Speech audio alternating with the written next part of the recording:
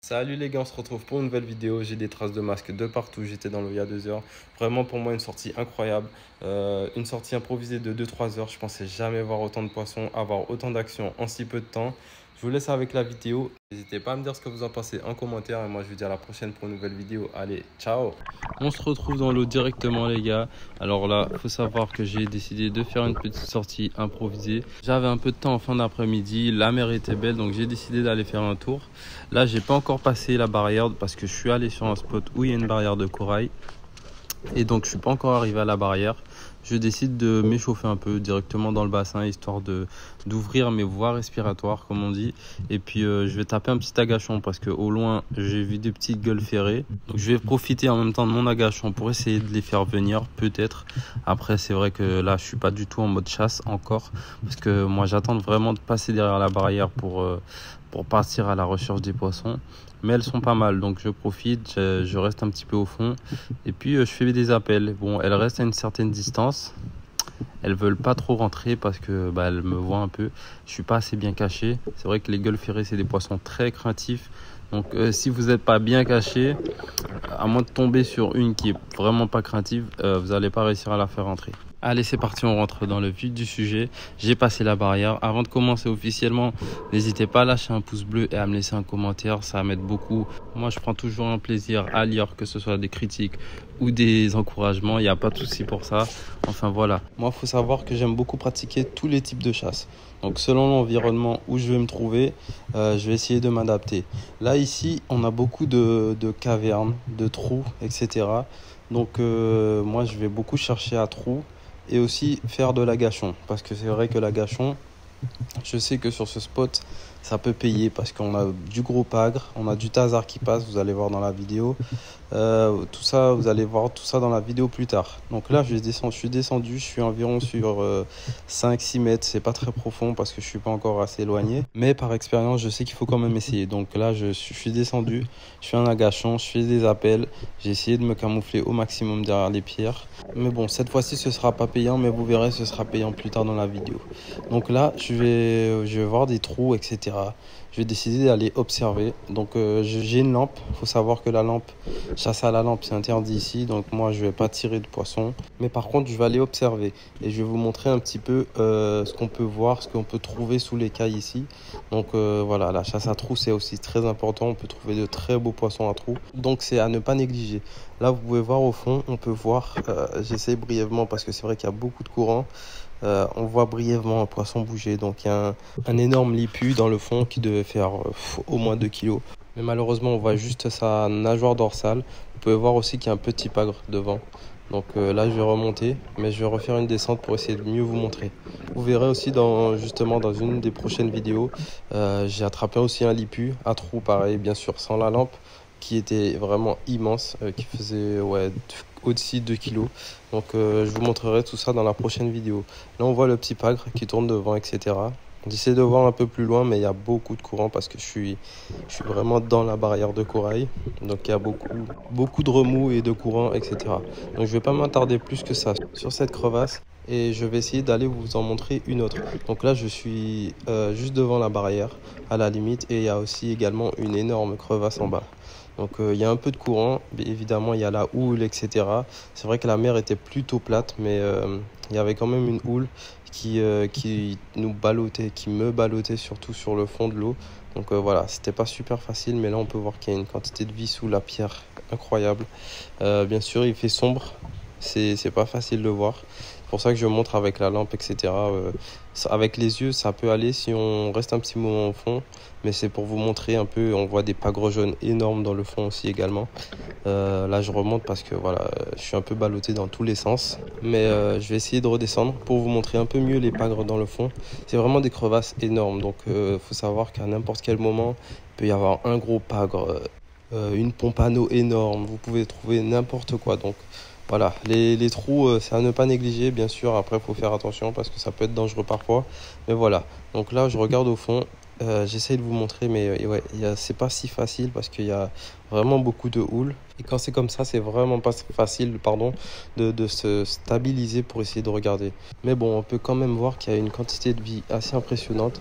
D'ailleurs, je sais pas le nom de ces petits poissons, s'il y en a qui savent. Voilà, je sais pas, mais il y en a souvent sous les pierres, etc. Là, je m'avance, pardon, un petit peu plus dans la barrière. Et il y a également une grosse faille.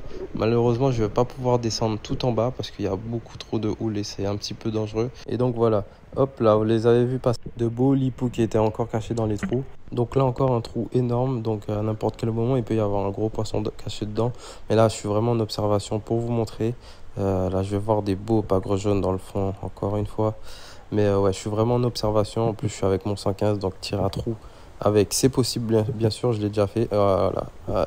Des beaux poissons qui sont cachés dans le fond là, ça me démange, mais bon, je peux pas, je suis à la lampe, c'est interdit. Et puis bon, quand il n'y a pas de courant, c'est plus facile, il suffit un peu de laisser ses yeux s'adapter à la lumière. Mais ouais, là quand il y a du courant comme ça, c'est pas possible. Donc j'ai laissé les trous, ça y est, je suis parti dans ma chasse, je suis un peu plus éloigné. Donc là j'essaie de faire un agachon en appelant.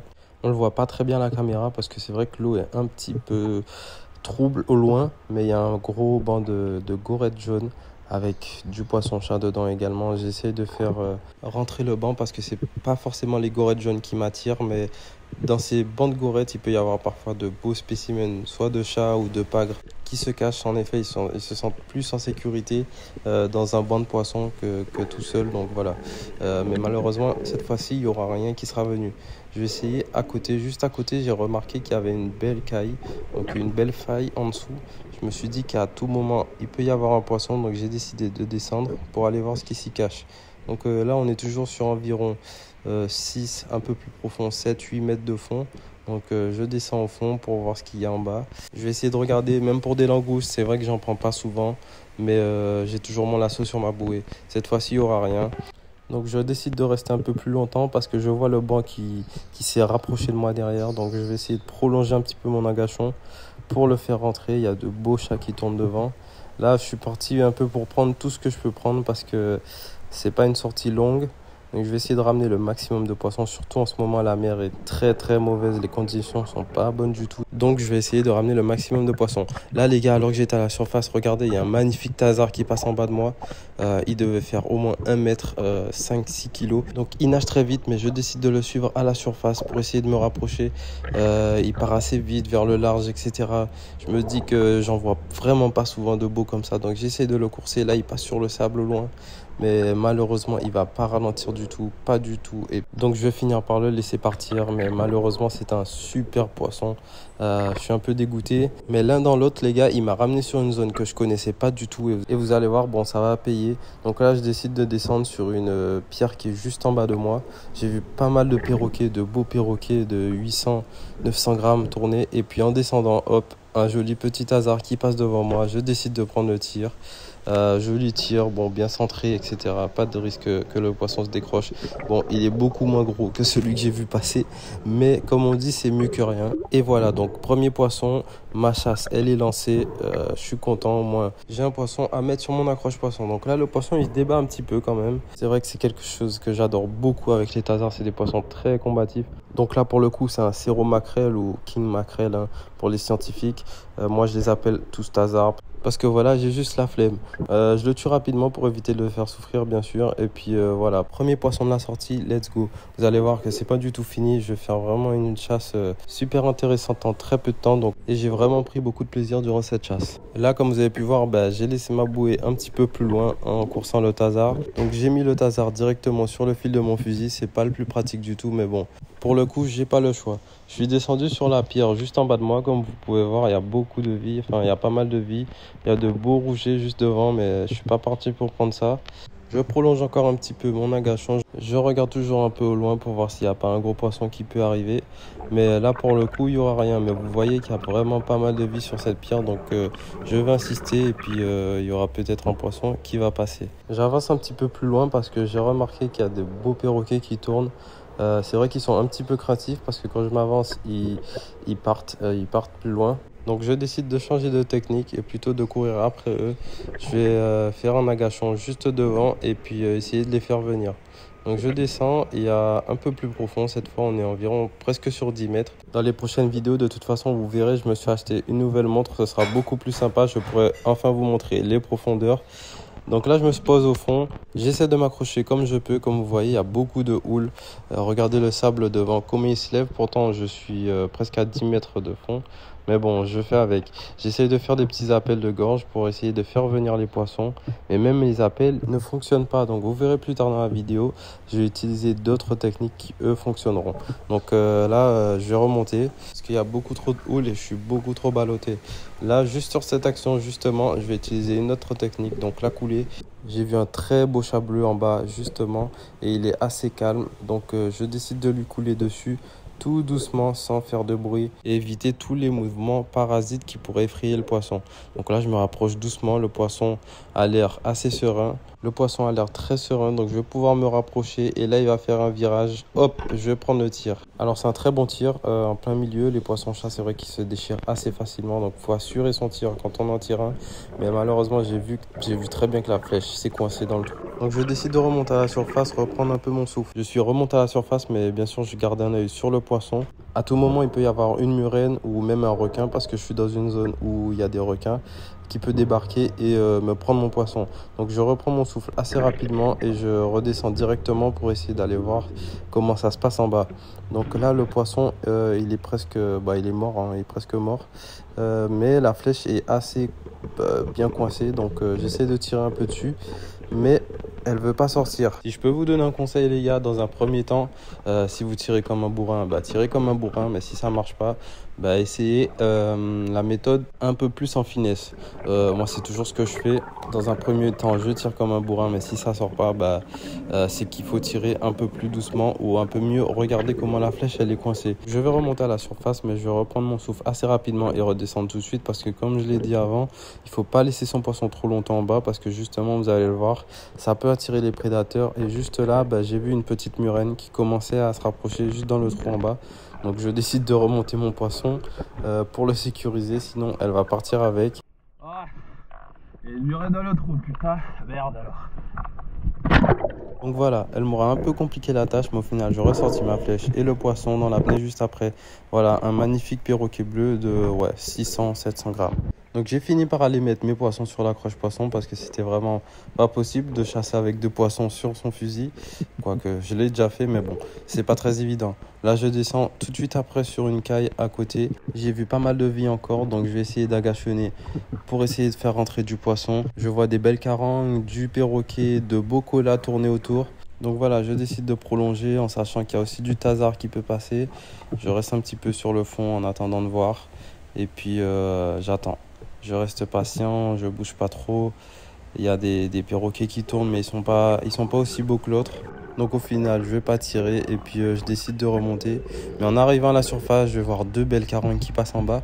Donc je décide de nager vers elles et puis je vais leur descendre sur eux directement pour essayer de les tirer. Donc là, j'entame ma descente.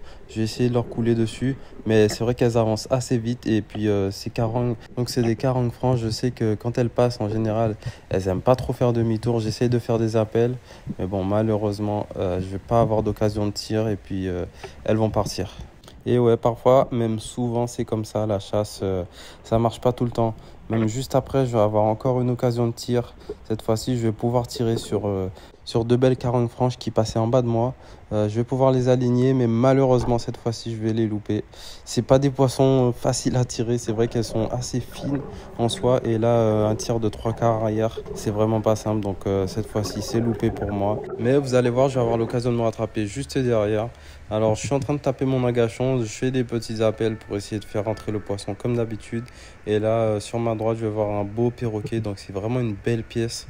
Pareil que l'autre, 600, 700, 800 grammes peut-être. Je vais aligner et je vais prendre le tir de loin. Là, je vais faire un super tir. Donc, on voit que le poisson tourne. Il est touché grièvement. Je pense que j'ai dû lui toucher soit la dorsale en haut. C'est ça, la dorsale. Du coup, le poisson est un peu sonné. Là, je vais l'attraper, mais malheureusement, je vais faire une erreur parce qu'il est tiré un peu haut. Du coup, c'est pour ça que j'ai été le chercher directement dans mon apnée. Mais malheureusement, le poisson va se décrocher juste à la surface. Et ça, vraiment, les gars, j'ai horreur de ça. Donc là, ce que je vais faire, c'est que je regarde ce qui va.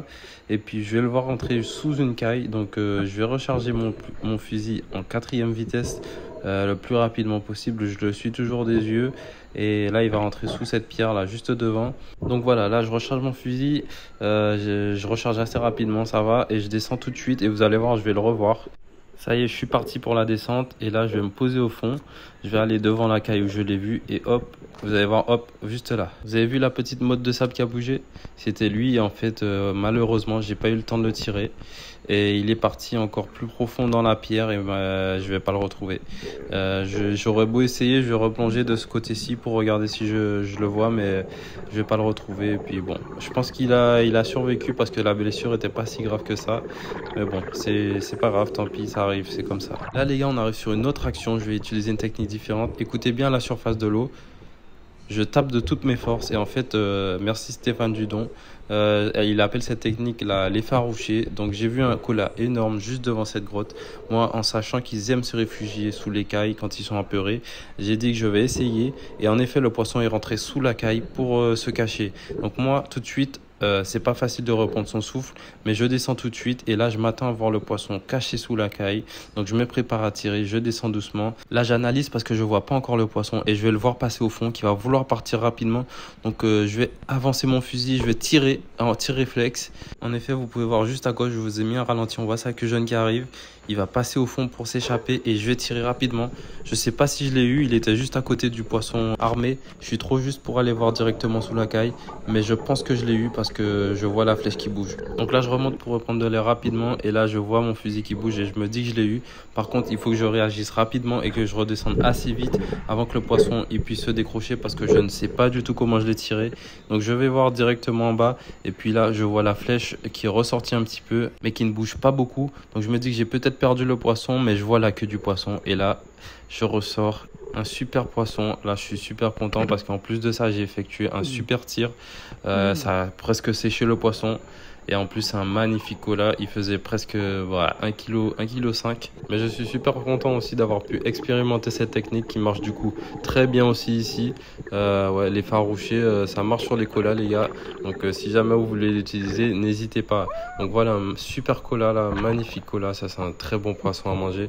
Donc là la pêche qui commence à devenir vraiment pas mal du tout. Je vais de 3 poissons sur mon accroche poisson et c'est pas fini, vous allez voir. Donc là je le tue rapidement toujours et puis je vais aller le mettre directement sur mon accroche poisson. Donc là je me retrouve avec un koala, un perroquet et un petit hasard. Du coup une pêche très diversifiée, j'adore ça quand il y a différents poissons sur l'accroche poisson, c'est super. Là je vais continuer de tourner autour des pierres qui sont juste en bas de moi parce qu'il y a beaucoup d'activités. C'est vrai que le soleil commence à baisser donc je vais pas non plus tarder à rentrer, mais vous allez voir la pêche elle est pas finie. Je vais encore tomber sur de beaux poissons, de très beaux poissons même. Donc là je suis descendu, je tape un agachon au fond, j'essaye de faire des appels toujours, ça fait rentrer le poisson. Donc ouais, plus vous passez de temps en bas, plus vous allez avoir de chances de tirer un poisson. Donc je continue, je descends. Malheureusement cette fois-ci ça donnera rien, mais vous allez voir que sur l'action juste après ça aurait très bien pu payer. Donc là je vais remonter tranquillement et je vais commencer à rentrer et sur la route du retour les gars. Donc là je vais voir cette jolie tortue, une petite tortue qui était juste en bas de moi sur cette caille. L'eau comme vous pouvez voir est pas très sale en fait, ça va, on a une bonne visibilité, très chassable. Donc voilà, c'est pas très handicapant. Donc je vais continuer à rentrer et puis sur la route du retour les gars, regardez ce que je vais voir. Alors que je rentrais, je tourne ma tête et regardez juste ici en bas, il y a une sorbe ou pagre rose pour ceux qui savent pas. Voilà, de 4-5 kilos, magnifique. Mais ces poissons-là, en général, 90% du temps, quand ils vous voient, ils ne s'attardent pas. Donc le poisson commence à partir et moi j'essaie de la suivre tout doucement en essayant de faire des appels de gorge. Mais malheureusement, ça marche pas du tout et le poisson continue à partir. Donc je vais essayer une autre technique. Je descends directement au fond et je vais essayer de la faire revenir en la battant. Donc ce que je fais, c'est que je descends au fond et je fais des appels de gorge. J'essaie d'être le plus discret possible en me cachant derrière les pierres, tout ce que je peux trouver et j'essaie de faire revenir le poisson. Donc je sais que le poisson il est pas loin du tout, donc il peut revenir à tout moment, mais vous allez voir, j'ai été surpris, c'est pas lui qui va revenir. En me tournant derrière, je vois qu'il y a un petit hasard qui était attiré par mes bruits, donc je l'aligne, je tourne rapidement mon fusil et je fais un tir. Ça va, je le tire assez bien, mais il est tiré un peu bas quand même. Donc je vais prendre le soin de pas trop tirer sur le fil pour éviter qu'il se déchire. Vous voyez, il s'excite quand même pas mal. C'est vraiment pas un gros, mais bon, je me contente de ce qu'il y a. Faut savoir que pour les tasards céros, il n'y a pas vraiment de maille, c'est plus une éthique. Et puis je suis sorti rapidement, donc j'avais besoin de ramener du poisson. Celui-ci est pas non plus minuscule, donc je le prends, je l'ai pris. C'est l'un de mes poissons préférés à manger et il sera très bon dans mon assiette. Là je vous remonte un peu les poissons. Voilà ma pêche du jour. La vidéo touche à sa fin, je vais commencer à rentrer. Je vais avoir une petite dernière action avec cette jolie carangue franche qui passe en bas de moi. Donc je vais descendre sur elle, je vais essayer de la taper à la volée. Elle avance assez vite, donc j'accélère, je la suis. Là, elle va taper un virage et je vais lâcher mon tir. Hop, et c'est raté. Bon, c'est dommage. C'était ma dernière action sur cette chasse. J'espère que vous avez kiffé la vidéo. En tout cas, moi, j'ai pris un plaisir ouf durant cette sortie. J'ai vu des poissons de ouf. Là, je vous remonte un petit peu les poissons à la sortie de l'eau. Voilà, c'est des poissons assez corrects, voire très jolis même pour le cola et le beau perroquet. N'hésitez pas à me lâcher un petit commentaire et à lâcher un petit pouce bleu. En tout cas, la prochaine vidéo, c'est vraiment du lourd. On se retrouvera avec Badfish pour sortir un monstre de l'eau. Allez, ciao!